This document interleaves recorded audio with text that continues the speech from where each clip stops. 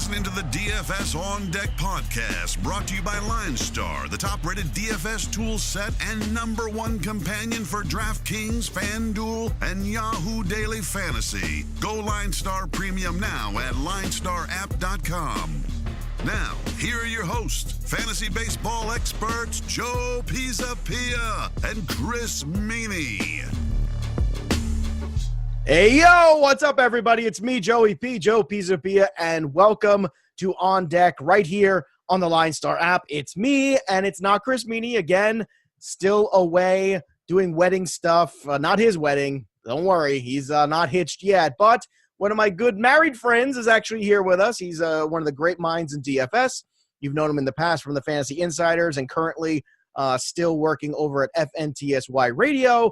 He's my man, the one, the only, Dan Strafford. Dan, welcome back for some more, baby. I always come back for more, Joe. I know. It's like an abusive relationship. All these years, I mean, I've known you now for, God, is it? We now at 30 years, but we're at 25. No, like 20, 25, yeah. We're at the 25 mark. That's a long time, my friend. It is. A long time. And yet we're still here, abusing each other. True. That's what we do.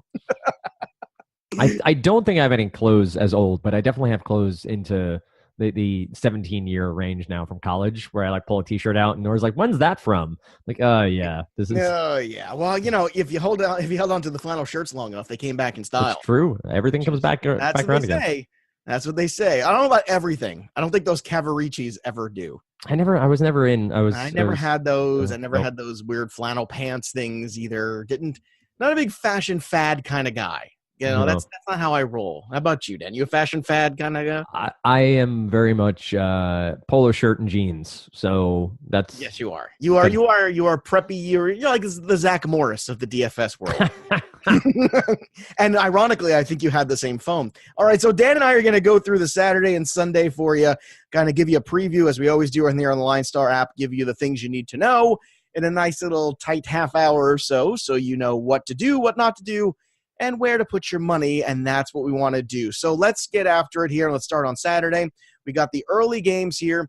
We got the Felix Hernandez-led Mariners going against Rick Porcello. Hernandez got beat up, and it's frustrating because Felix Hernandez, Dan, had a moment there where he was looking like things were turning around a little bit. He had like a good 2 back-to-back outings, and then just boom, just implosion against the Yankees. And it's like, okay, well, so much for that good feel-good story. That's dead. Taking on Rick Porcello, who's imminently hittable. So imagine there's going to be some offense there. You got Detroit and Minnesota here locking up Spencer Turnbull against TBD, who is always historically Dan and my favorite pitcher over the years. Right, Dan? I would assume. I think it's Pineda, but maybe that's been moved around as well again. But this is another matchup I don't think anybody the Twins roll out there you're going to be too afraid of. So another offensive matchup to look at. Okay, we've also got Jordan Lyles and Mikolas with Pittsburgh and St. Louis. Also in the afternoon, Ivan Nova and Marcus Stroman. So if anyone could get that Blue Jays lineup going, you would hope it would be Ivan Nova. Zach Davies and Cole Hamels. Brewers have been outstanding in that building, we all know, but Hamels have been very good too of late, and I like Hamels at home there. We'll talk a little bit more. So that's the early slate here. If you're going to just kind of separate early only or in the first half, we'll continue to do the last two, which are the 4 o'clocks. Matt Harvey against Dylan Bundy in Baltimore. Trevor Bauer against Aaron Brooks with the Oakland A's. And, of course, you got that wacky 6 o'clock start as the Yankees and Rays with Sabathia. So here's my question. Obviously, Trevor Bauer is the easy cash game option there. He's going to be more expensive than Hamels. I prefer to go down to Hamels a little bit. Hamels will cost you a little bit less, and I think you give you a little bit more flexibility with your lineup. How do you feel about that strategy for the Saturday afternoon? Yeah, I think that's fine. I think that you're going to have to make some decisions. I will also be intrigued to see exactly how everything gets broken down price point-wise throughout this slate, because there are some high-end pitchers that have performed poorly, and then there are some high-end pitchers mid-tier pitchers like a Zach Davies, who has really been really solid. I like that game from both sides. I think you're going to have from a tournament perspective, the bats, I think, have upside clearly against Hamels and Davies, but they'll probably be two of the chalk pitchers. Mm-hmm. So I'm on board with that strategy. Okay, and looking for offense, as we always like to do. Obviously, I mentioned at the top there, I think with this Boston game, I think there's a lot of opportunity there between Felix Hernandez and Porcello, two guys who got the ball's going to be in play quite a bit. Also, too, we went on Friday into this Cardinals game, and I'm going to go back with the Cardinals and Pirates too. I mean, Lyles has had some good moments here early on, but Mikolas is on these guys too. I'm just not impressed, and his inability to kind of put guys away is always one for me. Somebody like that, when they get in trouble, it just gets compounded really quickly. The one thing for me with Mikolas is that he's not walking anybody, and so there aren't as big of innings. It's not like a I understand. Cashner, like it's not like Cashner. When Cashner blows up, it's because he's walking guys, and then it becomes a huge mistake. But if he's not walking anybody, he's a quality start pitcher, which is insane to say, but he just is. Whereas Mikolas really just has been this season such a fine pitcher. Reminds me of Jimmy Key back in the day. Jimmy Key didn't walk anybody. Like, he was just one of those guys who he pitched to contact, was in the zone all the time, and that's just the way it was, and that's what Mikolas is doing. I do think Lyles has shown a few warts, and is somebody from an offensive perspective I think is going to be prone to big innings. So I'd rather target Lyles here with the Cardinals bats than necessarily go to the Pittsburgh bats. And you also kind of with me in the sense that although Trevor Bauer clearly the best pitcher on the board, that offense doesn't make you feel warm and fuzzy. And to me, I'd rather, as good as Davies has been, I think Hamels kind of deserves my respect a little bit. I think he's kind of the safest one on the board here for me personally, unless you want to go with Stroman. But I don't know. I mean, the Stroman's another one of these guys too that just back of my mind I just don't trust. And that offense has been so bad. How do you really make the investment there? Yeah, I think if you're talking about a site like FanDuel where you're chasing quality start and win and trying to get all those points together, Stroman's not as fun. I love watching Marcus Stroman pitch. Like, Marcus Stroman is the swag pitcher for me. Yeah. He's just. I'm not anti-bat flip. I'm not anti-fist pumping on the mound. No, we're anti-fist pumping in the club. I mean, who isn't? We both grew up in New Jersey. Come on. There's a lot of fist pumping everywhere, Strafford. Exactly. I don't pump my fist, but I do pump my own gas. I do now. You live in Massachusetts. You got to do it. I know. Was that a culture shock for you when you moved up there? God, it was so bad. But what's random is there are random places that have full service. And it's not said anywhere, but you like go to get out and a grumpy like 70-year-old man comes up, I'll do it. I'm like, all right, dude. All right. Well, do you even work here? Just hanging out. The other place too that I'm looking for offense is in this Baltimore game too. And on both sides of this one too. Matt Harvey, I love to troll him. I think Otani's in play here, even the Cole Calhouns, and it's going to be tough to get up to the Trout level of pricing, but you might be able to make it work if you want to, trim down to, maybe a Zach Davies will be enough to get that in there and you find another few discounts here and there. But overall, I think this is another one too, where on the Baltimore side, some ownership will be less on them, but no less in terms of offense. I really think that Baltimore and the Angels, I think that's going to go over in this one personally.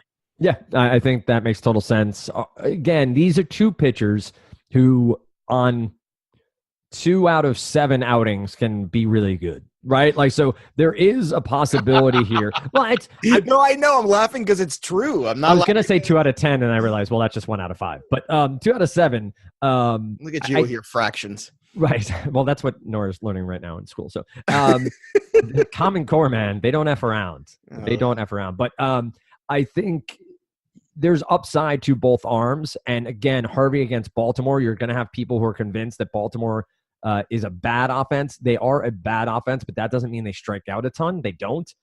So I'm with you offensively. I think that these are two teams to target. I just do think if you think about the probability of those outcomes, these are two pitchers who can skew the other way from time to time. So if you're a hedger, if you're somebody who likes to build multiple lineups, I'd play a little bit of Harvey and a little bit of Bundy for their upside.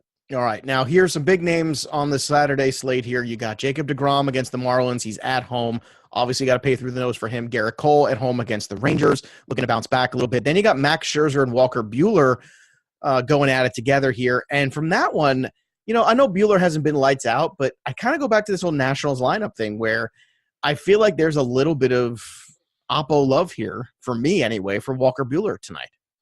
I don't disagree with that. I think there's money to be made there. And I've done the Oppo thing quite a bit recently where for the same reason, it's a good pitcher, offense not doing well, taking on a formidable lineup with another good pitcher on the other side. And it's worked a couple times already in the recent 2 weeks that we've done it here on the show. What's your hesitation? It's just because Scherzer being Scherzer? Well, the more Buehler, I just don't know what's wrong with him.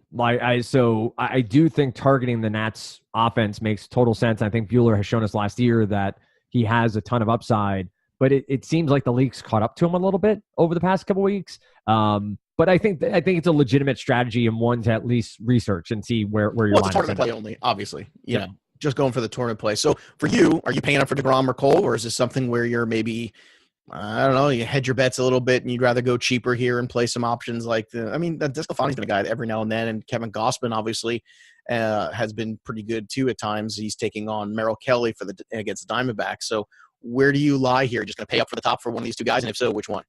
I think deGrom clearly is far and away the best option on that slate. You have him against the Marlins. And yet the Mets don't score any runs for him. Well, I agree. If you're chasing the win, then you might be hesitant. But I think because Alcantara is a pretty decent pitcher. He's not great, but he can give you 6 innings and hold an offense down. But I would go deGrom 1, Cole 2. I think DeSclafani and Jeff Samardzija are both in play because of Oracle Park. And then DeSclafani to me is the sneaky one. That's the guy to me that you've seen some moments there where he's looked good. And I don't mind Brad Keller either, but all right, that's fair enough. Now, all right, where are you going in the opposite way here? Because if you want to get involved in this Colorado game, Lucchesi and the Padres taking on the Rockies here. So if you want to get involved with this one, you got to save some money on the pitching side. So is it DeSclafani? Is that kind of the guy we're looking at? Yeah, I think it's DeSclafani, it's Samardzija, it's Eflin and Keller. What about Spencer Turnbull, too, is another one of these guys, too, in the mix? Do you consider him against Minnesota and Pineda more because of Pineda, less because of how good Minnesota's been? Yeah, I'm not a big Turnbull fan. I don't know that he has the repertoire or pitch mix to stay long-term as a starter in Major League Baseball. And I think the Twins offense is just too dynamic. Pineda, no, I can't. No, you can't. Nope, stop it. I'm not going to let you do that. Friends don't let friends. Yep. Michael Pineda. I stopped Chris from doing that earlier in the year, and he was thankful for it. And of course, Eflin and Keller too. I guess, if you're really feeling lucky, you can go in that route. But I think so. Yeah, I think you're right. I think you pick a side, you kind of stick with it there. Now, here's another question too. If you're not going to go into Colorado, which you probably should be doing, I think we're both recommending trying to go that route. Mm-hmm. If you're not going that route, what's the other stack on the board that makes sense to you? The Astros. The Astros to me stand out against Drew Smyly. Smyly's gotten hit hard by righties in his career, and this is an offense with Altuve and Correa and Bregman and Brantley. And it's just there are lots of pieces there. Even go to Tyler White and like the rest of that lineup. I think that's pretty easy call. And I would say you probably talk Twins a little bit. This is a doubleheader, right, for the Twins? That's what's going on here. Detroit, yeah, yes. They have a doubleheader. So the night game, depending on the lineup, again, doubleheaders are actually fun for DFS purposes because they typically give us value plays in parts of the lineup that typically wouldn't be there. So pay attention to that night slate matchup for Detroit and Minnesota, exactly who they run out. Could be a fun one. But I think far and away, I would say Houston, and then I would look at Arizona against Kevin Gausman. I know Gausman's been pretty solid since going to Atlanta, but I think some of those lefty bats for Arizona could get to him here. Okay, so let's switch gears now to Sunday, which is Mother's Day. So happy Mother's Day for all the mothers who play DFS and are listening to this show, which I imagine maybe one. Maybe one, like if you get one. So happy Mother's Day to you. There's a lot of women who do play, I know, NFL DFS. I do know that for sure. And some that play the Major League Baseball too. So if you're a mom and you're listening, happy Mother's Day in advance over there. And you got big plans for Mother's Day, Dan, with the mother of your children? Where is she? No, we are going to be out on the Cape, because I can say that up here in Massachusetts. The girls look at me. I'm Dan Strafford. I'm out on the Cape. The girls have a Irish step dance competition. It's called a fesh. So that's how we're spending this weekend. Gosh, I love competition for art. That's my favorite thing in the world. It's I've been able to avoid that so far. I've been able to avoid the dance team thing, having two daughters who do dance, because I was like, well, that's great, because art is always about competing, and not about scoring. How it makes you feel. Right. Okay. So Sunday, let's start again in Boston. Marco Gonzalez going against the Red Sox there. Again, do we have a definitive starter here for the Red Sox on Sunday? Because I'm not showing one yet, and God knows they're still figuring it out. Like that Red Sox rotation until Price comes back and Eovaldi. They're going to sign Keuchel. That's what's going to happen. It's not terrible. There's no way you could have gone into this season if you're the Red Sox and anticipated. Oh, sure, agreed. Needing extra guys. It's just you can't think that Eovaldi's going to. I think Erod's going to be okay. But Eovaldi is always that guy to me. You just can't count on him. He's just always been hurt. It's just a terrible look there. You got Griffin Canning going against John Means, who I think is definitely in play in the afternoon slate here. Canning, young prospect for the Angels, who has looked pretty good in early outings. But again, great matchup here. Lucas Giolito, who also recently has been turning around against Aaron Sanchez and the Blue Jays. You got Tanaka and Blake Snell locking up, so that should be a fun one from a baseball point of view. Kind of tough from a DFS one. Caleb Smith, another guy who's been brilliant against Noah Syndergaard, who I guarantee you Smith will be worth more and higher salary than Syndergaard, and he's probably earned that at this point. Daniel Norris, Martin Perez, who's been great, Adrian Sampson, Colin McHugh. McHugh coming off a rough outing last time against Kansas City. Those very same Royals taking on the Phillies and Vince Velasquez. And then you've got the last ones in the 2 o'clock here. Stephen Brault and Dakota Hudson, Cardinals, Pirates, and Marjavikas going into Colorado. So these are the 1 o'clock games here. Obviously, Colorado in play again, so we always have to keep that in mind. So let's start there. Where are we going for cheaper pitching to get the Colorado influence here, to get pieces of that game? Is it Martin Perez, and will he be cheap enough, Dan? This is a fun slate looking at it here ahead. I have some questions about the Twins rotation because of that doubleheader. Just keep that in mind as we talk about that. That could break down in different ways. You get long relievers in, you get guys who are supposed to start on Tuesday that get moved up. And so keep that in mind as we talk through. I think whoever Minnesota runs out there, honestly, I think it'd be Perez or Berrios. I would be on against Detroit in that matchup. I think Giolito and Means and Canning are all intriguing here. I think this is actually a really fun no-name pitcher slate where you have Canning and Means and Caleb Giolito Smith. and Canning is where I'm looking. Yeah, Giolito, like people love to forget that they Lucas do. Giolito was the top prospect in baseball and was, or at least top pitching prospect in baseball 4 years ago now. And yes, he's looked terrible at times last year, but if he figures things out, the quote unquote stuff, the repertoire is there. And he's a kind of guy against a Toronto team that struggles, strikes out a decent amount. I love, and Canning, somebody I've been on since he was coming up that first start. Big concern there is pitch count. He's not pitching deep into games. So if you're looking for quality start, you're looking for wins, that's a little bit tougher to deal with. But I love him. I love him as a pitcher, and I think that he should be on your radar. And John Means, listen, this is a guy who's using his changeup really effectively. Now, he's not blowing anybody away, but the mile per hour differential is real for him. And so he's making his fastball look faster by effectively using that changeup and getting swinging strikes against it. This is a Los Angeles Angels team that obviously has power from the right side. You have Trout, even throw Pujols and Simmons into the mix, and Ohtani can hit lefties. But price point-wise, I'd be intrigued here on what Means checks in on. So Canning, Giolito, Means, I think are all viable to help us get to Colorado. Yeah, I think I'm in. I mean, I think that's definitely the way to go here. And you're right. People do have kind of a forgetful, quick thing of, guys they love Giolito a couple years ago and they didn't hit as soon as you want. And then all of a sudden this is like, throw him up in a ball and throw him away. He's never to be looked at again. There are plenty of others, but it's the Alex Gordon theory for me. Like there are plenty of people who have done this. Or eventually Alex Gordon might not have become George Brett, but Alex Gordon became a guy that was more than serviceable. Right. Useful. There were some straight up years he was basically useful. What do you make of this whole situation too when you got the two big matchups with Syndergaard and Smith and Masahiro Tanaka and Blake Snell? I mean, I would favor Snell and Caleb Smith in those two matchups if you want to attack something where maybe people are a little concerned because they can see it breaking either way. I don't see that. I see Snell and Smith having basically a decent sized advantage that I would invest in either of them. Yeah, I think you're right. I would say Snell and Smith both have upside. Syndergaard clearly has upside against Miami too. They're all going to be in the 9, 5-digit range as well.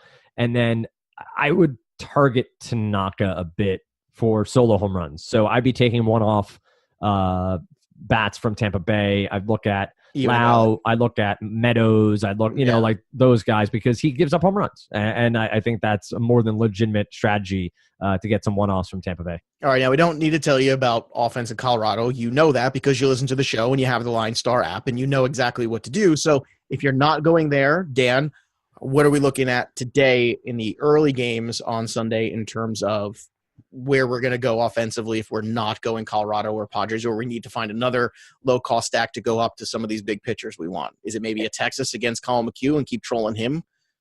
I think that's reasonable. I think the Seattle-Boston game will, again, have offense. Mark Gonzalez is good, but a lefty in Fenway against Martinez and Betts and the like, and Chavis and whoever else they run out there.